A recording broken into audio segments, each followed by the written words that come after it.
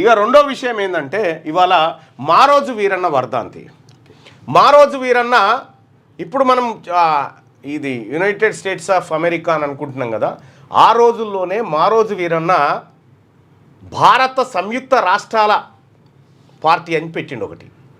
Okay, భారత సంయుక్త రాష్ట్రాల party అని పెట్టిండు. యునైటెడ్ స్టేట్స్ ఆఫ్ కుల సంఘాలను కూడగట్టిండు. అన్నట్టు కుల సంఘాలను కూడగట్టి అత్యంత ప్రభావవంతమైనటువంటి తెలంగాణ ఉద్యమానికి పురుడు పోసిండు మారోజు వీరన్న. చాలా మంది చెప్తా ఉంటారు మేము చేసినాము, వీలుగా చేసింది బెల్లి లలిత, మారోజు వీరన్న, వీళ్ళు అసలైనటువంటి పోరాటం చేసినటువంటి వాళ్ళు. వీళ్ళిద్దరిని రాజ్యం చంపేసింది 1997లో ఇక్కడ బెల్లి లలితని గద్దర్ ఆధ్వర్యంలో ఇక్కడ భువనగిరిలో తెలంగాణ జనసభ పెట్టిరు, సూర్యాపేటలో మారోజు వీరన్న పెట్టిండు. సో ఇట్లా మనం చూసుకుంటే తెలంగాణ ఉద్యమానికి ఊపిరి పోసినటువంటి మారోజు వీరన్నను అప్పటి ప్రభుత్వం పట్టుకపోయి మరీ ఎన్కౌంటర్ చేసి చంపింది. బెల్లి లలితను 17 ముక్కలుగా నరికిపించింది. ఇక్కడ ఈ వర్గాల నుంచి వాయిస్ రేజ్ చేస్తున్నటువంటి ఈ మహబూబ్ నగర్ ఎర్ర సత్యం అన్నను స్కూల్ ఓపెనింగ్ కాడికి పోతే ఆడ చంపి, ఈ చంపిన వాళ్ళంతా ఎవరు? వీళ్ళని చంపిన వాళ్ళంతా ఎవరు? చంపించిన వాళ్ళు ఎవరు? దీని వెనకాల ఎవరున్నారు? దీని వెనకాల రాజ్యం ఉంది. ఆ రాజ్యానికి అధిపతులుగా ఎవరున్నారు అప్పుడు? వీళ్ళే. ఎవరైతే మా ప్రభుత్వాలు కూలిపోతాయని వీళ్ళ వల్ల భావించారో వాళ్ళే చంపించారు. చనిపోయిన వాళ్ళంతా బీసీలే. చనిపోయిన వాళ్ళంతా బీసీలే. కోనపూరి రాములు ఎవరు? బీసీ కాదా? సాంబశివుడు బీసీ కాదా? బెల్లి లలిత యాదవుల బిడ్డ కాదా? మారోజు వీరన్న విశ్వకర్మ కాదా? ఇటు ఈయన ఎవరు? ఎర్ర సత్యం అన్న ముదిరాజు కాదా? ఇట్లా ఎంతో మందిని పొట్టన పెట్టుకుంది ఈ రాజ్యం. వీళ్ళ చరిత్రను ఒక్కసారి తొంగి చూస్తే వీళ్ళు ప్రభుత్వాలను మార్చేటువంటి శక్తిగా మారేటువంటి సమయంలో వీళ్ళని చంపారు. నేను అడుగుతా ఉన్న బీసీ సమాజాన్ని, మీకోసం ఇంకెంతమంది చచ్చిపోవాలన్నాయా? మీరు మేల్కొని ఇంకెన్నడు మేల్కుంటారు? ఎంతమంది చచ్చిపోతే మీరు ఇంకా మేల్కుంటారో చెప్పండి. ఇలా మారోజు వీరన్న వర్ధంతి. మారోజు వీరన్నను అప్పటి ప్రభుత్వం పట్టబగటీలు పట్టుకపోయి మరి కరీంనగర్ ఏరియాలో కాల్చి చంపింది. మారోజు వీరన్న వల్ల ఎవరికి ప్రమాదం ఉంది? ప్రమాదం ఉంది ఆ రోజు ఉన్నటువంటి పాలకులకు. వాళ్ళు పసిగట్టిరు. ఆ రోజు పాలకులు ఇది పసిగట్టి ఆయనను చంపారు.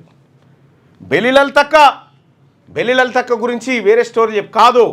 బెల్లి లలితక్క ప్రభావంతో మాధవరెడ్డి ఓడిపోయేటోడు చుక్కలు కనిపించినాయి జనసేన పట్ల. అటువంటి పరిస్థితులు వీళ్ళు క్రియేట్ చేశారు నల్గొండ జిల్లాలో. వీళ్ళని పొట్టన పెట్టుకుంది ఎవరంటే ఇప్పుడు వీళ్ళే వీళ్ళని పొట్టన పెట్టుకున్నటువంటి వర్గం. ఈ వర్గం రాజకీయ ఆధిపత్యాన్ని చెలాయించడం కోసం ఏ వర్గాలకైతే న్యాయం జరగాలని ఎవరైతే కొట్లాడారో వాళ్ళని పొట్టన పెట్టుకుంది.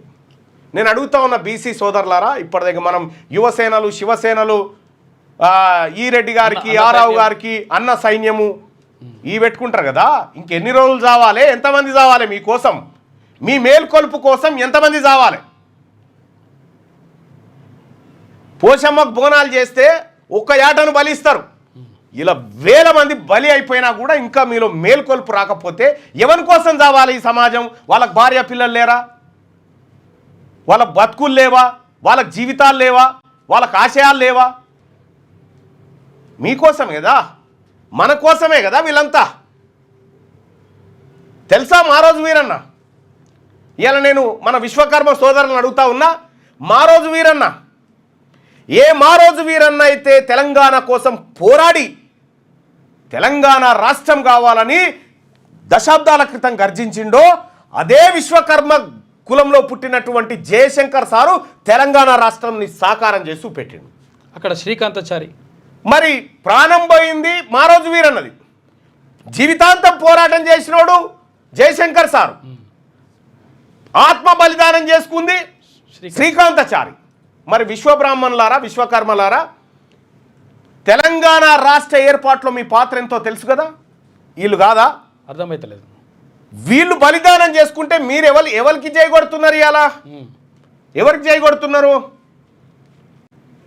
రెడ్డి గారి పార్టీకి, రావు గారి పార్టీకి జై కొట్టుకుంటా వీళ్ళు ఎవరి కోసం చచ్చిపోయారు? మీరు వీళ్ళకి చేయి కొడతారని కూడా వీళ్ళు ఎందుకు చచ్చిపోదురు?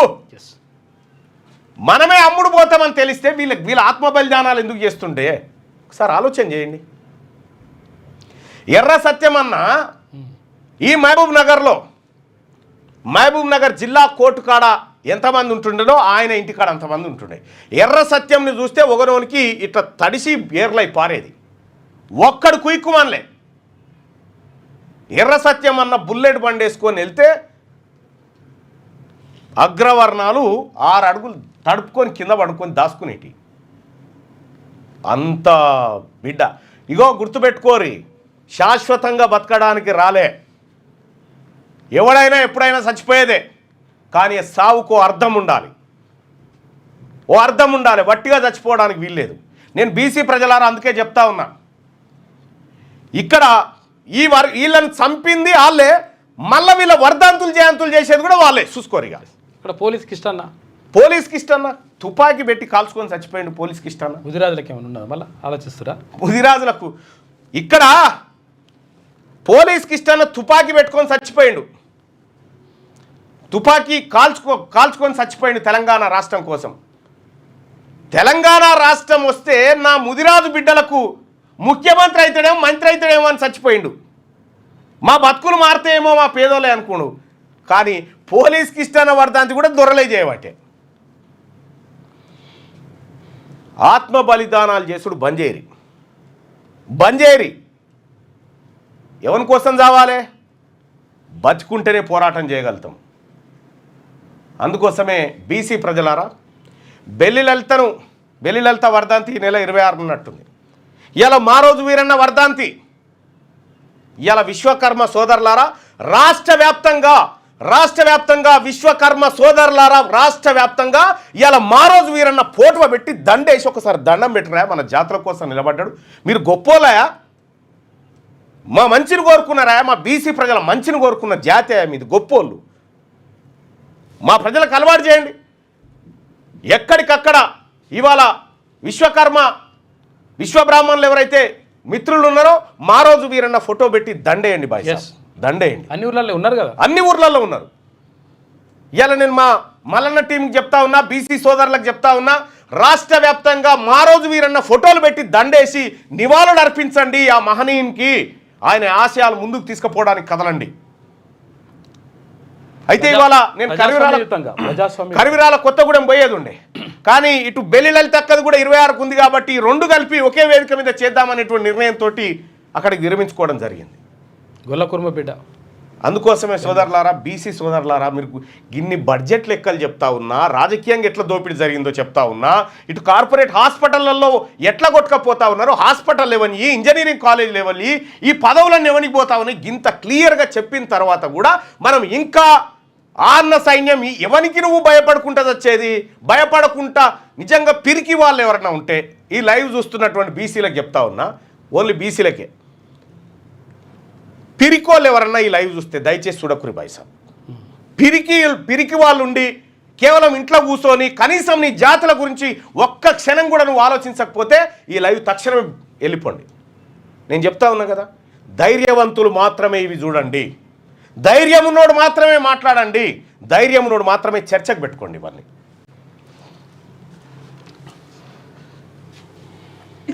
ఇంత అన్యాయం జరుగుతూ ఉంటే, చట్టం ముందు అందరూ సమానమే అనే నినాదం మనం నిత్యం, ఇంత అన్యాయం జరుగుతూ ఉంటే మనం మాట్లాడకపోతే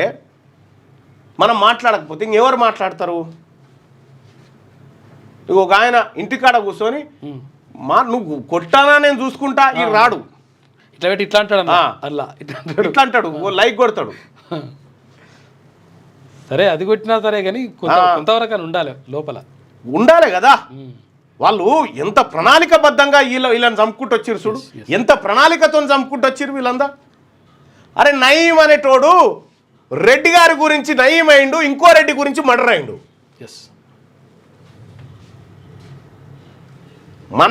మన ఏళ్ళు తీసి మన కంట్లో పెట్టుకుంటూ వచ్చేటువంటి కార్యక్రమమే జరిగింది. అందుకే తీన్మార్ మల్లన్నని ఎవరైనా బీసీలు తిడితే నేను హ్యాపీగా ఫీల్ అవుతుంది, ఎందుకంటే తిట్టే నా ఓడే తిట్టాలని. ఆ గాంధీ భవన్లో కూర్చొని ఆ బుడ్డ పొరగాలతో ఎప్పుడో ఒకటి చెప్పిస్తుంటారు కదా, వాళ్ళని చూసి నవ్వుకుంటా ఉంటా. క్యూ న్యూస్లో పనిచేయటకు వీడియో ఎడిటింగ్ మరియు SEOలో అనుభవం గల జూనియర్ ఎడిటర్స్ కావాలను సంప్రదించవలసిన నెంబర్ 8688926084.